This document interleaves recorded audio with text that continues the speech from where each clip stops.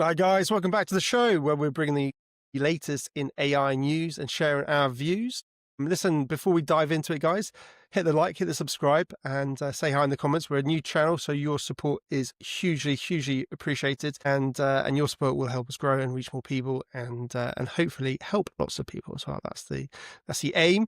So, Will, what have we got today to share with our amazing audience? I kind of want to do a summary of the week, if I'm honest, Ben, because it has been a fantastic week for open source, for local LLM development, and this is what I love to see. And I know you're going to love to hear this as well, because we're building Whisper. We're also doing a lot of open source work ourselves in the privacy first, local first sort of AI world, and to see the community winning so hard, it's landing some amazing blows this week. And it's literally like forcing companies like OpenAI to release models early. We spoke about that literally the other day. I think that's the video coming out today, actually.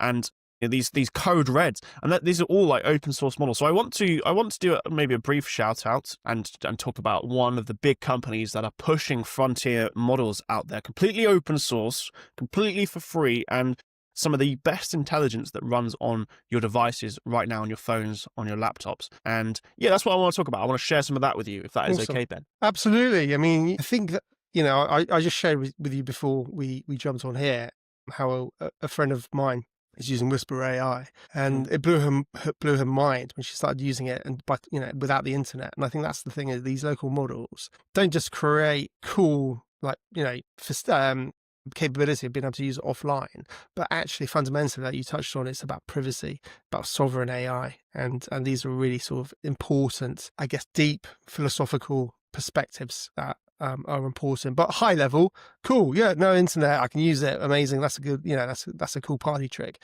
But actually, there's a lot more depth to it. So, Will, I love all these small models. We're innovating in this space, and the more we can share with the audience about the power of the small models and the utility, 100%. The better. What I would love to do today is shout out to a French company. You may have heard of it, but you may not have. It's called Mistral AI. I mean, it's one of the few companies to actually come out of Europe that are doing something good in the technology world, because you know what Europe's like. We're in Europe. It's very hard to be a tech company on this continent. They seem hell-bent on making sure that you don't succeed. But Mistral AI are doing really well. They're very much pioneers of open source, open intelligence, edge deployment. That's what we call, running these models on your laptop, on your computer, on your own infrastructure. And they have come up with some incredible open source models, and it's been mind-blowing. I mean, OpenAI have released, 3 models this year total. They have come out and released, I think, 6, off the bat, and they're all incredible. So the first one is the new Mistral 3 models, but also they released something called the Mistral models. Now, the Mistral models are the tiny... Yeah. Here we go. Mistral 3, state-of-the-art intelligence at the edge. And their Mistral models come in 3 flavors. They come in their 3B flavor, 8B flavor, and 14B flavor, all of which I can run on my laptop. One of which, just for the audience, sorry, Will, just for the audience, in case you don't know, 3B, 8B, 14B is basically the size of the model, and that will directly impact on, whether your device is capable of handling that size of model effectively. So, absolutely. Just quickly jumping in there, Will. Yes or no, but so 3B is 3 billion parameters, which still sounds like a lot, and it is. And a parameter, you can essentially think of it, if you aren't in this world, you can think of it like a neuron in the brain. So a brain made up of 3 billion neurons is the smallest one. And all of which run on my laptop, 2 of which run on my iPhone, which is incredible. And if you try these models, they're totally open source, by the way. All the weights are open. You can pull them, run them, have them, run them. You don't have to pay Mistral anything. They've just released it. And if you've tried them, they are incredible models for the size. Even the 3B can accomplish coding tasks, which are some of the most traditionally hard ones to accomplish. And the 8B and the 14B are certainly excellent. They're absolutely game changing. They're the best tiny models that I have tried, and normally I am disappointed because I want the space to be moving faster, and it takes a long time to develop these things. But these models are genuinely big hitters. So we can talk about that. And then the last one I want to quickly share with you is what they released just the other day, and it's been rolling out again open source. Let me share my screen. Is their specific coding models, the DevStral 2 model. I know all their model names are quite funny. But the DevStral models are their specific coding flavors. And again, these models are incredible. A 24B one is the one that I'm most interested in. And again, that is just about small enough for me to run on my laptop. It's going to struggle on consumer hardware. You're going to have something pretty high end, but you can run it on your own computer. It's totally open weight. And I just want to highlight the benchmarks. In coding, there's something called the SWE benchmark. And, people have different opinions on how like true these benchmarks are against real world tasks. But I like to think that they're pretty good. And they do correlate quite well. And the DevStral Small 2, which is the 24 billion parameter variety, is performing better than some of the largest models that we had just 18 months ago, 12 months ago. And I can run it on my laptop now. It's scoring, I don't know if you can see that there, Ben, 68%. Now that is on par with some of the largest, most proprietary models going. Even, you have Grok Code, which is by XAI, which is only scoring marginally better than the 24B open source, open weight on your computer model. You've got, and that's Gemini from Grok 18 months ago, are you saying? No, this is Grok 6 months ago.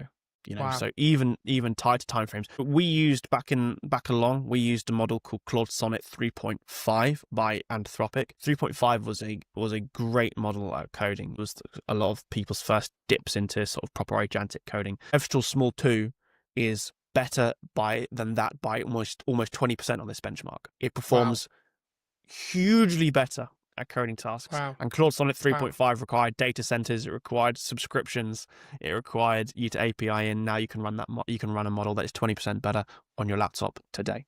Incredible.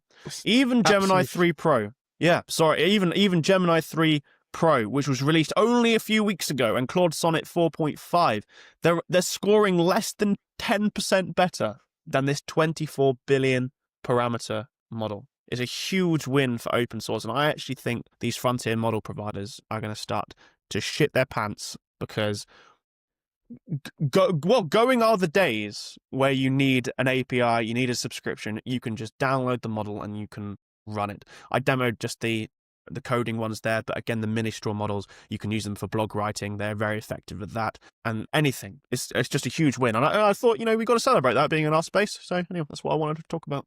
No, 100%. It's really, really interesting. I was listening to a blog with AWS or podcast, and Spencer shared it with me. I haven't got through the whole podcast, so I can't. I haven't got any notes to hand to sort of properly summarize. But it was really interesting because they're talking about sovereign AI. What is sovereign AI? And they're coming up with all these reasons, or all these definitions of sovereign AI. And again, I want to talk about this a bit more because it's really interesting. Because basically, they were positioning it as something along the lines of you own your data, but there's also security and there's sort of privacy. But ultimately, the security is down to them, because you can trust us, and we're going to invest more than you can possibly ever do yourself. So you might as well just let us do it effectively. And security, again, we're able to, we're at the cutting edge of this, and we're dealing with it all the time, so therefore we're a lot better than you could ever be, type sort of perspective, obviously said in a fluffier way. And we can spin up data centers all over the place if one goes down, all this. But to me, sovereign AI isn't about any of that. It's about freedom and privacy, private thinking and private intelligence. And that's at its crux, and that's at its core. Yes, security has to come into it, but that's almost the next layer that has to be thought about. When Bitcoin, for example, was created, it was created as free, independent, private money. People had to build in this, layer on the security and the wallets that had the security and making sure that the protocol was sound and secure and all the rest of it. And yes, security is important, but it's interesting how the big cloud providers are very much sort of talking about sovereign AI in something I think very fundamentally different to what it should be, which is it goes back to the Bitcoin analogy, is you own your own keys, and that's the end of it. If you own your own keys, that's your self-custody. You're in control of your own money, no one else. And you're not outsourcing it to an exchange. You're not outsourcing that responsibility to somebody else. You're taking personal responsibility for the security, the privacy of your own money. And I feel so deeply about it in terms of the sovereign AI space. It is exactly the same principles. If you don't own Yeah. your intelligence, if you're not in control of your intelligence, then you don't own your intelligence, and you're just outsourcing it to big tech. So it's Yeah, just well, really interesting. And these small models are absolutely going to be front and center of this battle that we're going to have. yeah. I think what you're gonna see more and more is cloud providers like AWS, like Google Cloud, whatever flavor you use from one of the big tech companies, is they're going to see these models getting better and better, and they've invested a lot of money in infrastructure to support this. And naturally, they're going to see them getting smaller and more people running them locally and better software wrapping around them, so you don't have to be technical to do it, like we are with Whisper AI.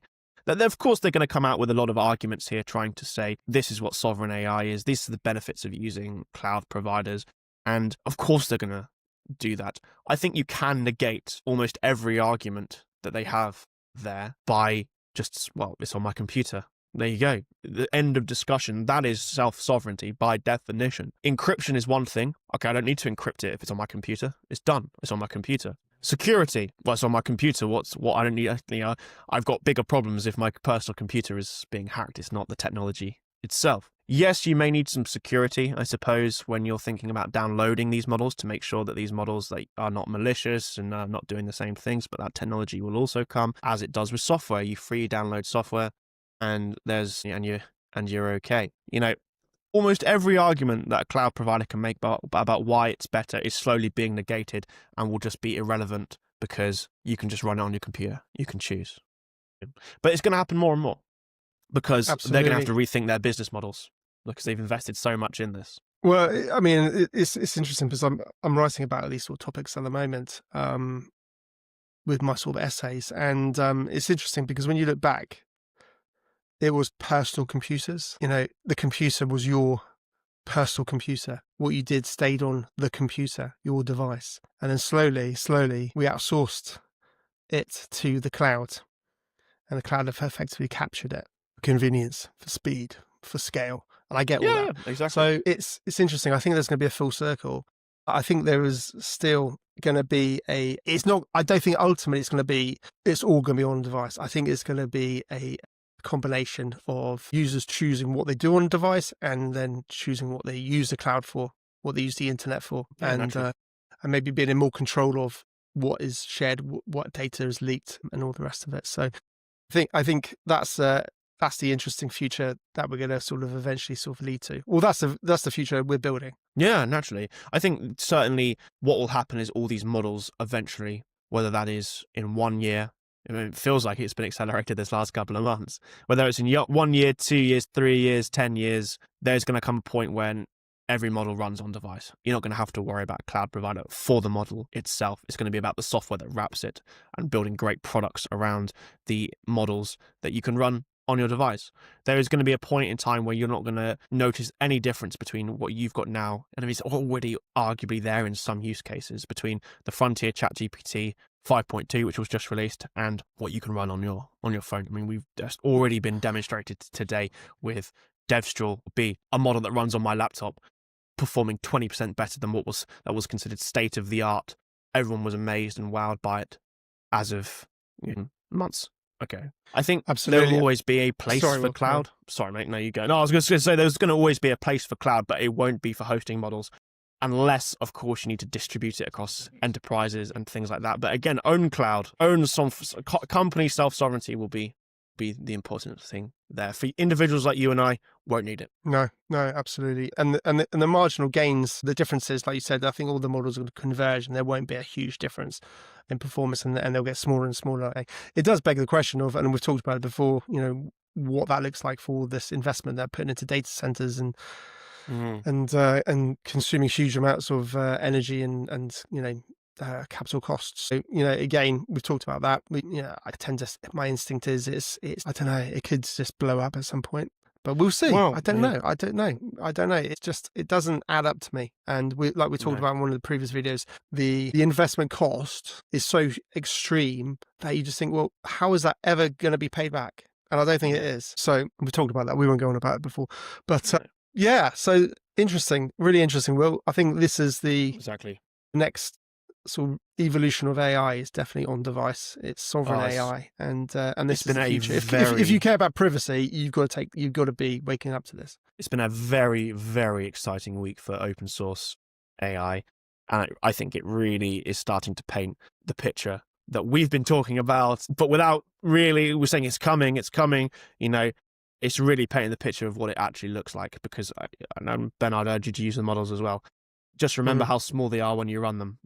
It's mind-blowing technology. Awesome. Well, listen, guys, let us know what you think in the comments. It'd be great to get your feedback, your opinions. Tell us if we're right. Tell us if we're wrong. And tell us if there's something else we need to maybe consider and think about. Of course. You know, it's sort of, this is a two-way sort of conversation. We're showing you our thoughts, giving you our opinions. We want to hear from you as well. So hit the like, subscribe, and say hi in the comments. Otherwise, we'll catch you on the next one. Take care, guys. Cheers, guys.